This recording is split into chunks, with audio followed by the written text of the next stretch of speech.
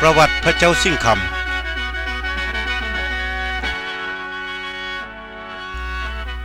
ตามตำนานภาษาบาลีใบลานฉบับเดิมได้กล่าวเอาไว้ว่า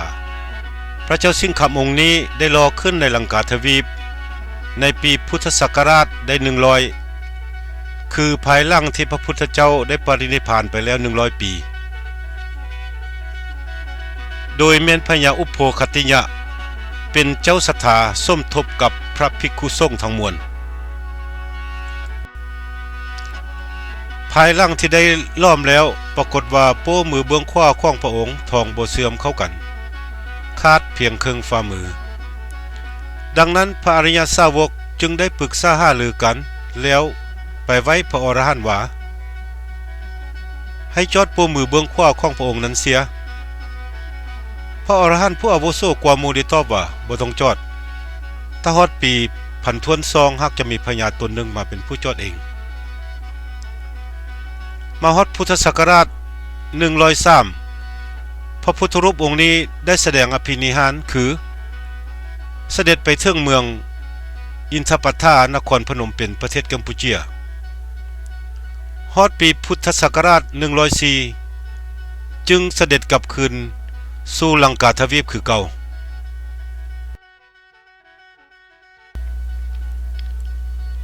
พระเจ้าสิงห์คำปรากฏตัวอยู่เมืองล่าในศตวรรษที่14คือในระหว่างปีพุทธศักราช1896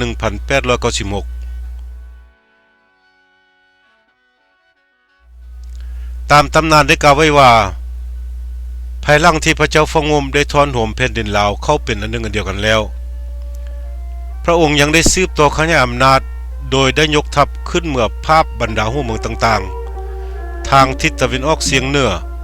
ที่คิดทรยศบ่ยอมขึ้นกับราชอาณาจักรลันซางเพื่อเป็นการเผยแผ่และขยายศาสนาพุทธให้กว้างขวางพระองค์ได้นำเอาพระพุทธรูปองค์ศักดิ์สิทธิ์ทั้งหมด5องค์ขึ้นเมื่อพร้อมเพื่อนำไปประดิษฐานอยู่จุดสำคัญแต่ละเขตในสายน้ำอูมีดังนี้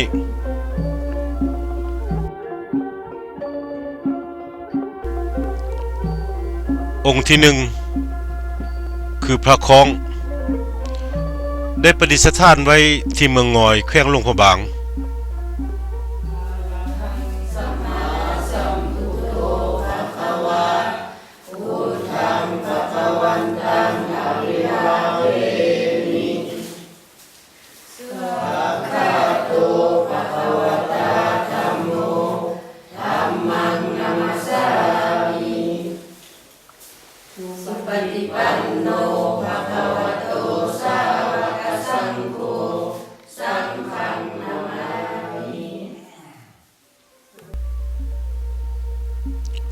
องค์ที่2พระหินจุดประสงค์แม่นจะเอาเมื่อไว้อยู่สายแดนเวียดนามแต่เรือได้เกิดอุบัติเหตุจมลงอยู่วังควายดอนน้ำนัวเนื้อศพนาวแข้งพงสลีปัจจุบันพระหินก็ยังจมอยู่วังดังกล่าวนี้องค์ที่3พระนักตามแผนการจะเอาเมื่อไว้อยู่ยอดอูแขวงพงสลีแต่เมื่อบ่ฮอดปัจจุบันได้ประดิษฐานอยู่วัดสีดาพุทธราวันบ้านศพวันน้ำอู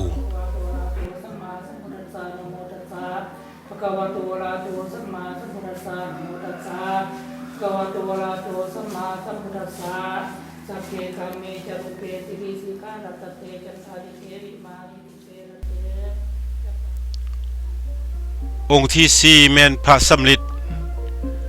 ซึ่งแม่นแม่ทัพฝ่ายขวาได้รับผิดชอบนำขึ้นมาสถิตไว้ที่เมืองขวาแขวงพงสลีจึงเอิ้นว่าเมืองขวามาจนถึงปัจจุบัน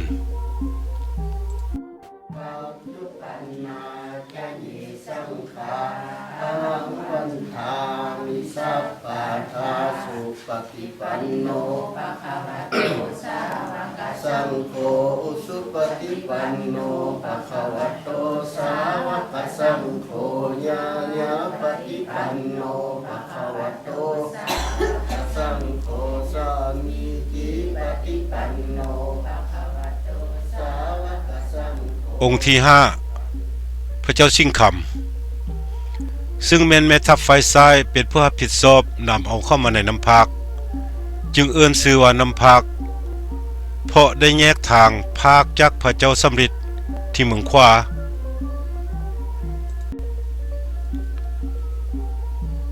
พระองค์นี้ตามแผนของพระเจ้าฟังงุมแล้ว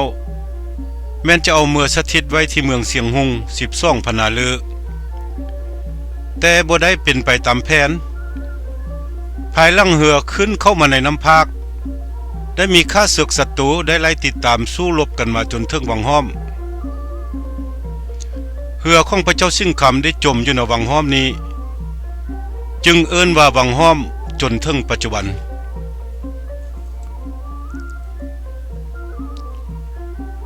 ต่อมายังมีสาวบ้านหาดนางคนหนึ่งชื่อว่าแสนซวกได้มือตึกแห่5 ป่าตามสายน้ำพาก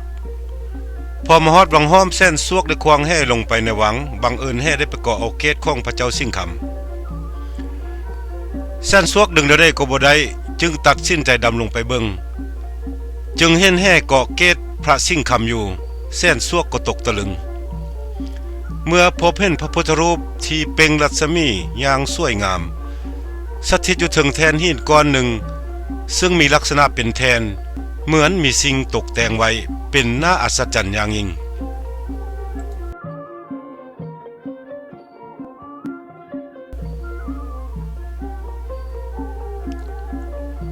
แสนซวกได้นำเอาสิ่งที่พบเห็นไปเว้าสู่สาวบ้านหาดนางฟังเมื่อเป็นแนวนั้นสาวบ้านจึงได้เต้าโฮมกันหมดบ้านเพื่อมาพี่ปองเอาพระพุทธรูปองค์นี้แต่บ่ได้จึงตีข้องห้องเปล่าไปทั่วทุกหมู่บ้านตามรองน้ำพากรองน้ำอู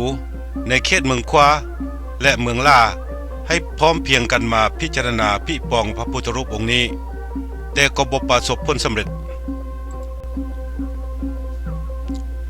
ยังมีแต่ประชาชนเผ่ากึมมุ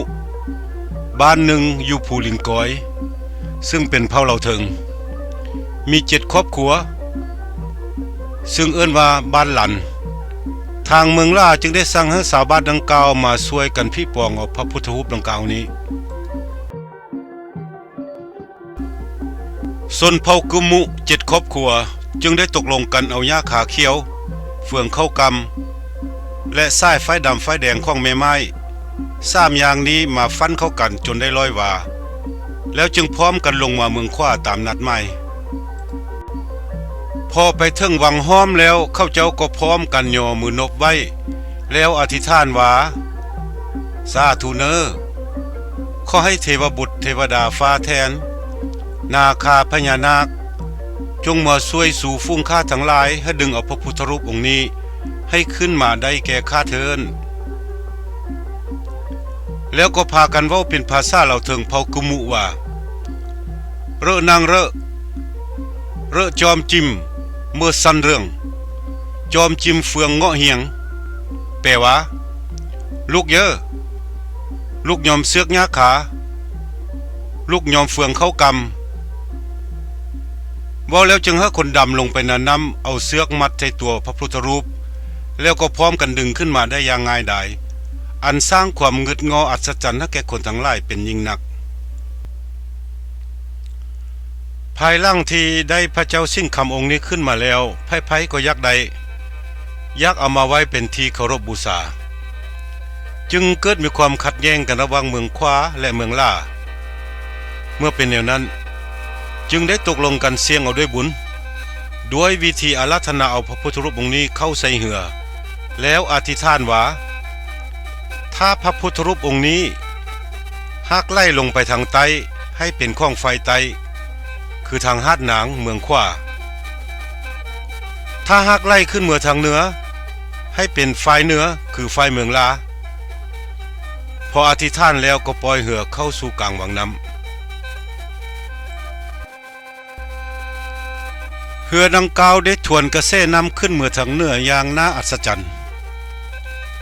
ดังนั้นพระพุทธรูปดังกล่าวจึงตกเป็นของไฟเหนือคือไฟเมืองล่าเมื่อเป็นดังนั้นแล้วสาวเมืองล่าพร้อมด้วยส่วนเผ่ากึมมุภูลิงก้อยก็ ก็ได้พากันเป็นผู้แห่นแห่ห้ามเอาพระพุทธรูปองค์นี้จนมาฮอดเมืองล่าและได้นำไปสถิตไว้อยู่ถึงภูเข้าขวายภูเข้าขวายนี้ได้ตั้งอยู่ระหว่างกลางน้ำลาและน้ำพากไล่ปองใส่กันซึ่งเป็นบริเวณวัดพระเจ้าสิงห์คำเสยรามในปัจจุบันเมืองล่าหรือเมืองล่ามีประวัติความเป็นมายาวนานพอสมควรบ่มีไผสามารถให้ข้อมูลได้ว่าสาวเมืองล่ามาดำรงชีวิตอยู่แห่งนี้แต่เวลาใดในพื้นเมืองไซได้กล่าวไว้ว่ามีพญามาจากเมืองไลเมืองซอเข้ามาปกครองเมืองไซได้แบ่งลูกสายกกให้ไปปกครองเมืองอ้ายซึ่งแม่นเมืองอ้ายบ้านควางเขตเมืองนาหม้อในปัจจุบันนองล่าให้เมื่อปกครองเมืองล่าซึ่งเป็นเมืองล่าในปัจจุบันเมืองล่าเป็นเมืองน้อยตั้งอยู่ระหว่างกลางภูแคมแม่น้ำพากห่างจากเทศบาลแขวงอุดมไซประมาณ28กิโลเมตรแต่ก่อนเป็นเมืองที่ขึ้นกับแขวงหลวงพระบางเป็นชนเผ่าลาวนับถือศาสนาพุทธต่อมาในปี1961เมืองไซได้แยกจากแขวงหลวงพระบางสร้างเป็นแขวงอุดมไซเมืองล่าเลยขึ้นกับแขวงอุดมไซมาจนถึงปัจจุบันตามตำนานได้กล่าวไว้ว่าพอถึงปี1022ก็มีพญาตนหนึ่งชื่อว่ามหาพรหมได้มาจอดโปมือบงขวาของพระองค์ให้เสื่อมเข้ากันโดยสมบูรณ์พระสิงห์คำเป็นพระพุทธรูปปางมารวิสัยรอด้วยทองสำริดทองลาวและทองแค่หน้าอกกว้าง54ซนติเมตรหน้าตักกว้าง76ซนติเมตรลวงสูงตะเกตลงฮอดตีนแทน114ซนติเมตรน้ำหนักประมาณ200กิโลพระองค์นี้เป็นพระพุทธรูปทรงเครื่องประดับด้วยสร้อยสังวานฟังมุกเพชรนินจินดาอย่างสวยสดงดงามพระโอษฐ์เบิกบานยิ้มแย้มแจ่มใสพระพักตร์สง่างามพระจักขุมีแววแห่งความเมตตากรุณาอุเบกขาอย่างเห็นได้สัตว์ศิลปะในการปั้นแต่งหล่อล้อมแมนสวยสดงดงามผู้ใดพบเห็นแมนเกิดศรัทธาเลื่อมใสอยากกราบไหว้บูชา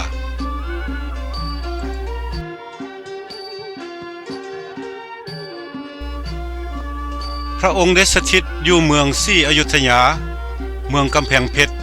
และเมืองเชียงรายรวมได้14สัวพญาและสถิตอยู่ประเทศลาวอาณาจักรลันซางรวมได้22สัวพญาทางมอห้นได้มาทำนายทายทักและได้ถ้อยพระนามให้แก่พระองค์มี3ชื่อดังนี้เอิ้นว่าพระสิหิงคพุทโธหรือสุจิจะแสกคำหรือจะเอิ้นว่าพระเจ้าสิงห์คำก็ได้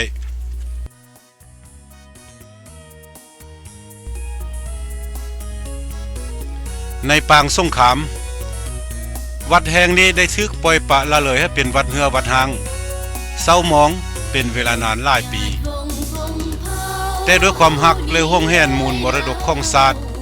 อันเป็นมิ่งบ้านขวัญเมืองดังนั้นชาวเมืองล่าจึงได้นำเอาพระเจ้าสิงห์คำองค์นี้ไปซุกเสื่องไว้ในถ้ำบางครั้งก็ขุดคุ้มฝังเอาไว้เมื่อเอากลับขึ้นมาแล้วเห็นว่าบ่มีสีสันอันจบงามด้วยความหู้เท่าบ่ถึงการชาวบ้านจึงได้ตกลงกันพร้อมกันขัดสีเอาสีเก่าออกแล้วก็พร้อมกันทาสีใหม่แทนเมื่อเป็นแนวนั้นจึงเฮ็ดให้หลายคนสงสัยว่าพระเจ้าสิงห์คำองค์นี้แม่นพระองค์ใหม่ความจริงแล้วพระพุทธรูปองค์นี้แม่นพระองค์เก่าแต่ดั้งเดิม